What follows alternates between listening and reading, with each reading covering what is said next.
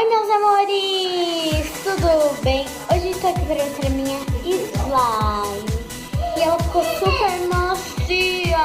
E eu usei cola, tinta guache, que também pode usar corante,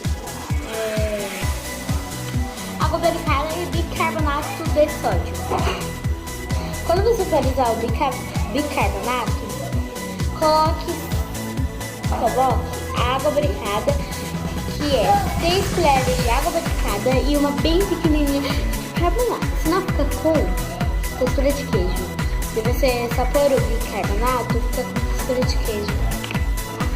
Na verdade, se você pôr a água barricada e o bicarbonato separado, fica com textura de queijo.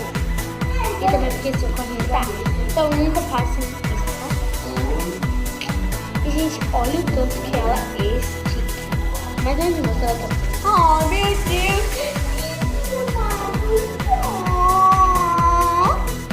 Fala aí pro pessoal. Fala aí, pessoal. Fala oi! Ai, meu Deus, meu braço. Fala oi. Agora fala tchau. Fala tchau. Olha o tanto que estica.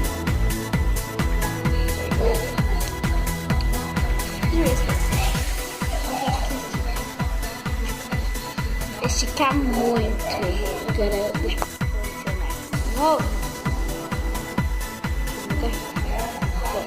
Agora vamos para o clique.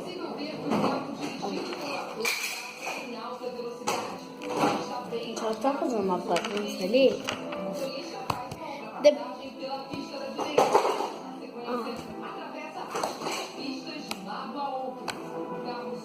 É muito grande o clique, não sei se dá pra vocês escutarem, mas é muito grande mesmo. Deixa por aqui, bem aqui pra vocês escutarem.